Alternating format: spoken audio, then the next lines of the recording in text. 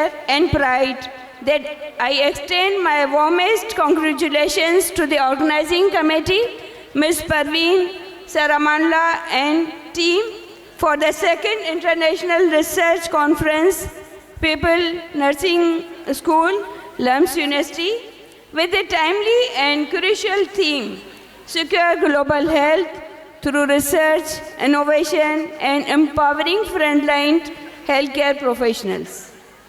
In these unprecedented times, the importance of nursing research, innovation, and the empowerment of our frontline health professionals cannot be overstated.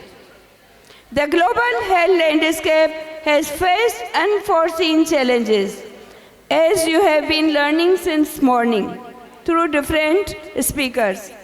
And it is through collaborative efforts, research endeavors, and commitment to innovation that we can secure a healthier and more resilient world.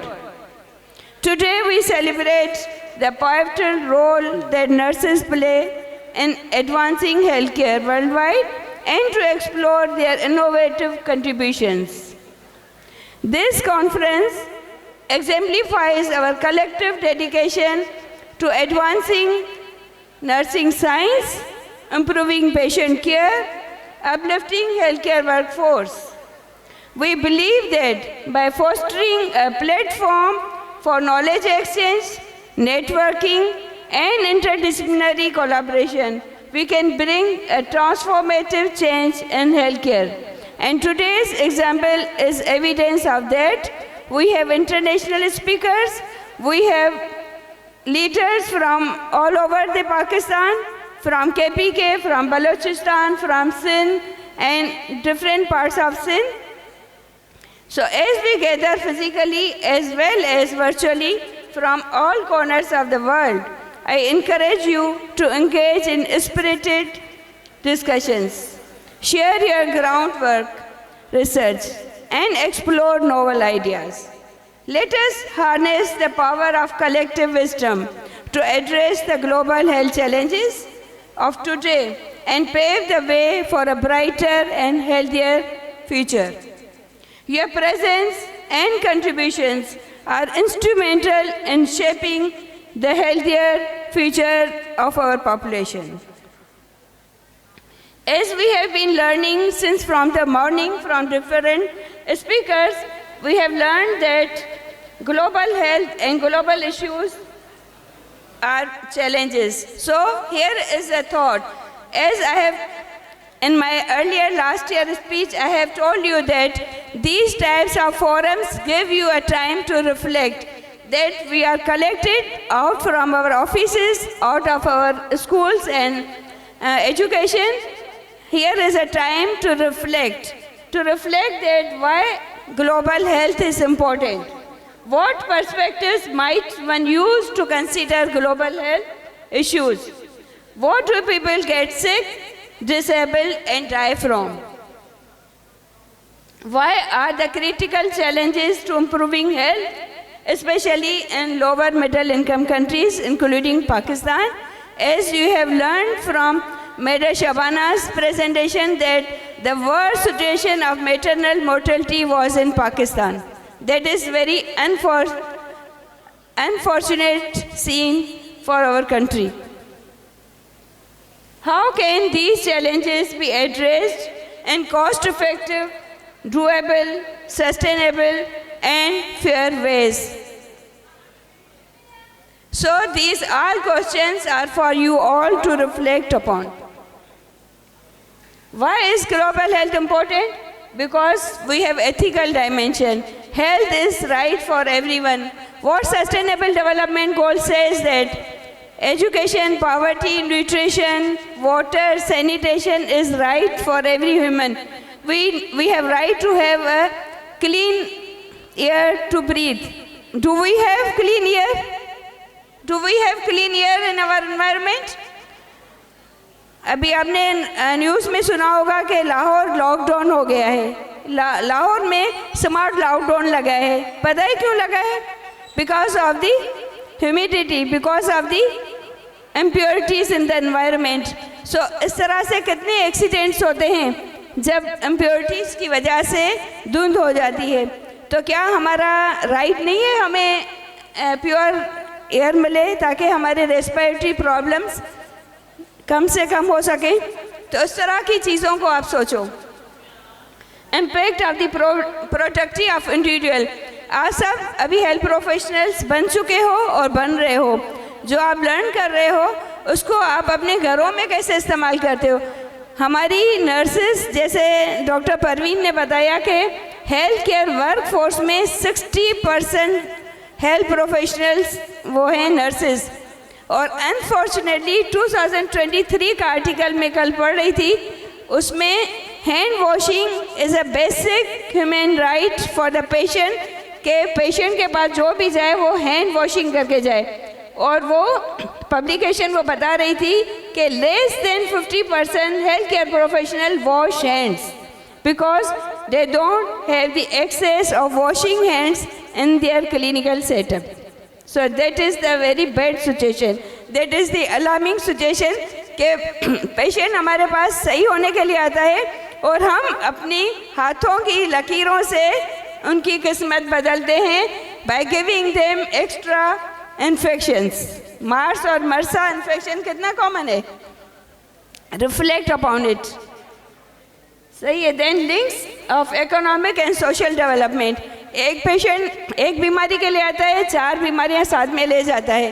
उसकी economic burden का कभी सोचा है? उसकी disability adjusted life years का कभी सोचा है? Then implication for global security and freedom. हम बोलते हैं कि हमें ग्लोबल फ्रीडम हो कि हम एक शहर से दूसरे शहर, एक मुल्क से दूसरे मुल्क। हमने पेंडेमिक में देखा पाकिस्तान में फर्स्ट कोविड कहाँ से आया था? पाकिस्तान में कहाँ से पेशेंट आया था? ईरान। सही है। सो इस तरह से ग्लोबल हेल्थ इम्पैक्ट करती है जब हम ट्रांसफ़र और इस तरह से मूव करते हैं। So what should be our goals to improve the population overall globally? There has been some important progress in global health. There remain, however, a substantial unfinished emerging agendas to be discussed. जिस तरह maternal mortality का agenda तो मैं बचपन से सुनती हुई आ रही हूँ। जब डिप्लोमा में मेटरनल मोर्टेलिटी की डेफिनेशन सीखी थी ईयर 1 में 1987 से आज तक हम नहीं कर सके हैं। स्वीडन एक ऐसी कंट्री है जिसमें 0 मोर्टेलिटी रेट है, तो वो कंट्री भी हमारे लिए मिसाल है ना, उसको हम एडॉप्ट कर सकते हैं। Maximum health for population and fair at least low cost. Health should be for everyone and everywhere. हम प्राइमरी हेल्थ केयर के प्रिंसिपल सुनते हैं। Primary health care is essential health care, रटी हुई होती है, हर पेपर में हम लिख कर आते हैं। It should be accessible, acceptable, cost effective. कितनी पॉपुलेशन को प्राइमरी हेल्थ केयर मिलती है और हम क्या कर सकते हैं? Equity is issue which is remain constant. Challenges हमारे earlier presenters ने ऑलरेडी बताया हुआ है कि हमारी डिसेबिलिटी एडजस्टेड लाइफ ज़्यादा हैं। सही है। इंटरसेक्टरल कोलैबोरेशन की ज़रूरत है। कलेक्टिव ग्लोबल नाव की ज़रूरत है। नर्सिंग नाव हमारा हुआ था 2019 में, 2020 में नर्सिंग ईयर मनाया गया था। सही है। ग्लोबल नाव में एंटी माइक्रोबियल रेजिस्टेंस हमारे पास पाकिस्तान में, आपके घरों में आप अपने आप को एनालाइज करो, कितनी मर्तबा हम सोर थ्रोट होता है, मेरा हस्बैंड बोलता है एंटीबायोटिक खा लो। सही है। कुछ भी होता है, बुखार हुआ, एंटीबायोटिक खा लो। क्या antibiotic is the solution of this? No. हम क्या कर रहे हैं? हम अपना रेजिस्टेंस कम कर रहे हैं क्योंकि हम पूरा कोर्स भी नहीं करते। क्लिनिक में पेशेंट्स के पास, जब डॉक्टर के पास पेशेंट जाता है तो वो डॉक्टर को डॉक्टर ही नहीं मानते जब वो एंटीबायोटिक का डोज ना दे उसको। सही है। और फिर जब 2 या 3 दिन में एंटीबायोटिक की वजह से उनकी डिजीज़ साइन सिम्टम इम्प्रूव हो जाते हैं तो वो स्टॉप कर लेते हैं। जब वो स्टॉप करते हैं तो 10-15 दिन में, 1 महीने में वापस उनको वही प्रॉब्लम क्रिएट होता है, फिर वो वापस एंटीबायोटिक खाते हैं। इस तरह से हम रेजिस्टेंस पैदा करें। क्यों आज टीबी के मरीज़ इतने कॉमन हो गए हैं? Pakistan is the highest number in TBs and drug resistance TBs, क्योंकि हम ओवर द काउंटर एंटीबायोटिक्स खाते हैं। कुछ अच्छी न्यूज़ भी हैं, कुछ इम्प्रूवमेंट्स भी आई हैं, जैसे 30% ग्लोबल लाइफ एक्सपेक्टेंसी बढ़ गई है।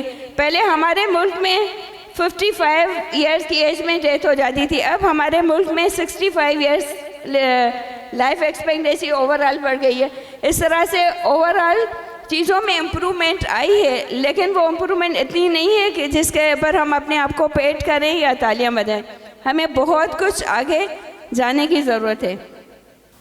ये life expectancy from the birth ये 2018 का डेटा तक है, लेकिन similar we have the similar data.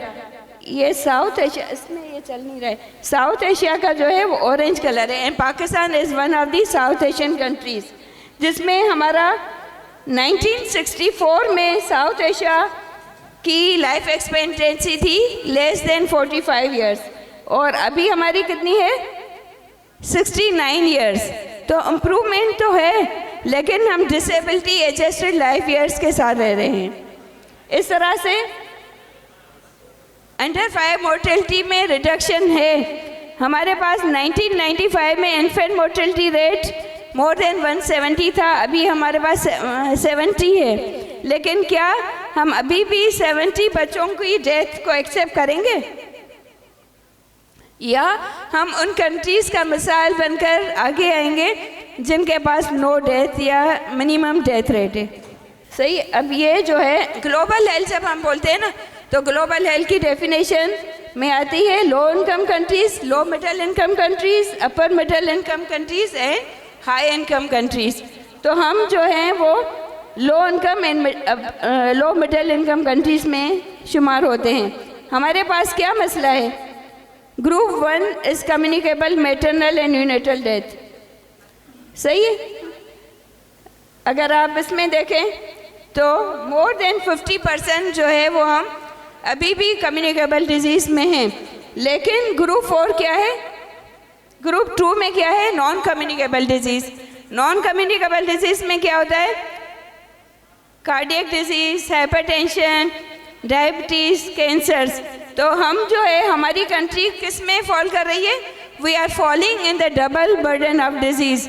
हम कम्युनिकेबल डिजीज़ को तो सही कर नहीं सके हैं, और हम अब ट्रैप हो गए हैं नॉन कम्युनिकेबल डिजीज़ को। Similarly disability adjusted life years में भी यही मसला है। So our goal is to achieve the maximum population health outcomes through access, equity, equitable and cost-effective strategies. And how these can be addressed, how these challenges can be addressed? Key intersectoral issues to be resolved. Weak health system should be strengthened. Health disparities should be removed. An unfinished agenda should be initiated and continued. Non-communicable disease, mental and injury should be focused from the prevention. And global risk, जिसमें हमने बताया pandemic जिस तरह हमारे पास Iran में आया, तो हम एंट्री में किस तरह से रेस्ट्रिक्शन लगाएं ताकि एक कंट्री की बीमारियां दूसरी कंट्री में ना जा सकें। वाटर, सैनिटेशन, हाइजीन, जिस तरह मैंने बताया कि हम health professional health care setting में ही 50% health care professional hand hygiene नहीं करते।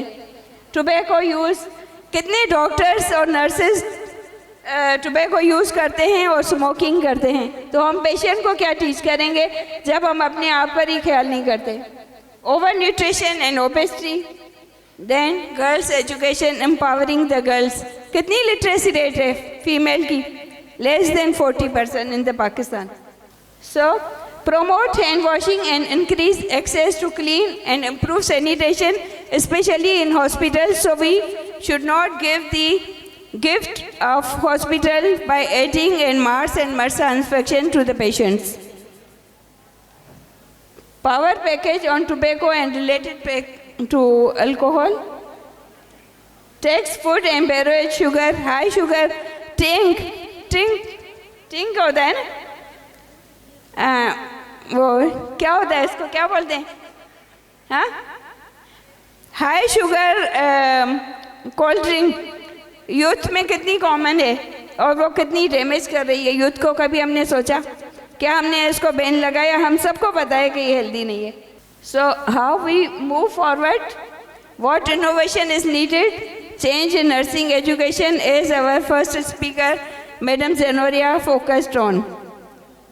Nursing research, Madam Parveen has already talked a lot about it. Evidence-based practice, Madam Shabana ने बताया कि हम अभी मेटल एंड मोर्टिलिटी के उस वेब ऑफ कॉजेशन में फंसे हुए हैं. And there is immense need of well-trained nurses who are not only technically sound but also specialized in various fields. हम यहाँ पर मैं वापस आप लोगों को याद दिलाती हूँ कि इंटरनेशनल काउंसिल ऑफ नर्सेस ने जो रोल डेवलप किया था नर्सेस का, we should focus all the time whenever wherever we are, whether we are on duty और not, to promote health, to prevent illness, to alleviate suffering and to restore health at individual, family and community level through conventional and complementary therapies and integrated intersectoral approach. So ये कब achieve हो सकेगी? ये तब achieve होगी जब together we work.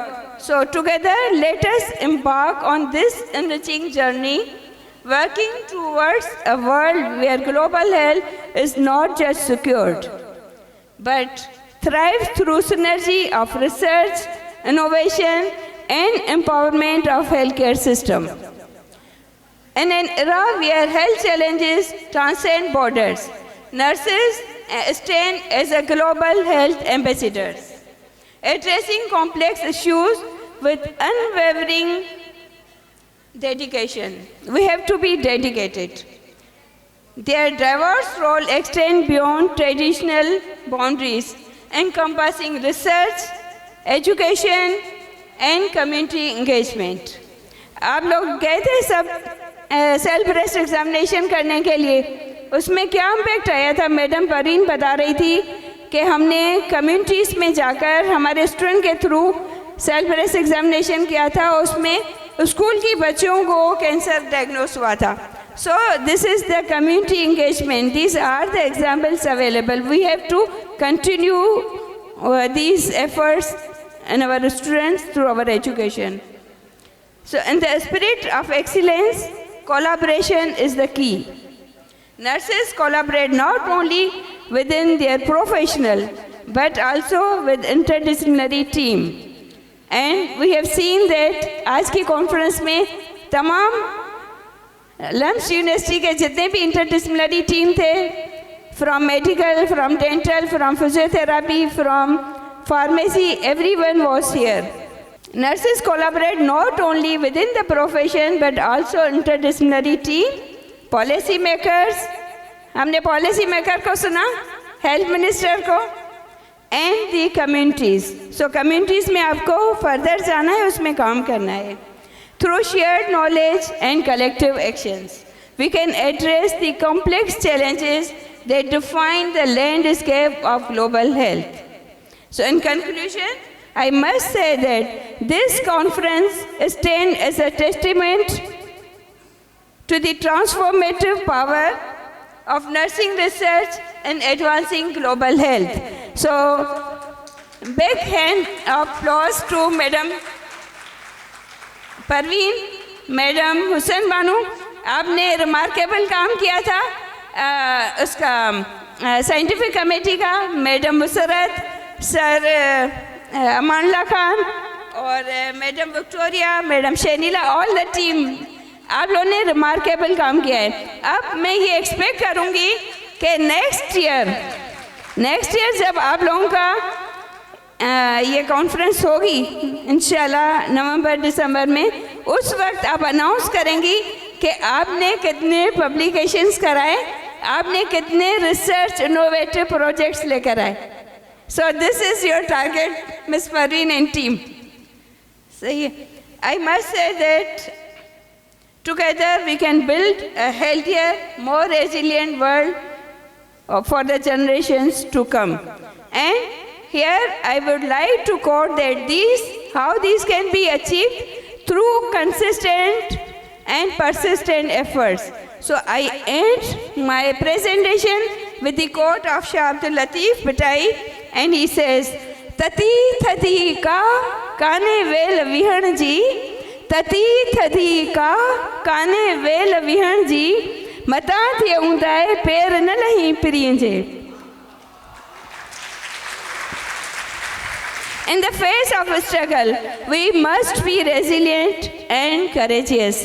हमें हिम्मत नहीं हारनी है, हमें दिल शिकस्ता नहीं होना है. We show them strong power that yes, we can do something. We are. So Shah Latif ने भी यही बोला है ना कि सर्दी हो या गर्मी हो, स्ट्रगल जारी रखनी है. और अगर हम स्ट्रगल को हिम्मत हार लेंगे तो हम अल्लाह को भी नहीं हासिल कर सकेंगे. और अल्लाह को हासिल करने का सबसे बेहतरीन तरीका क्या है कि इंसानियत की खिदमत. सही है. सो इंशाल्लाह we will succeed and I thank you.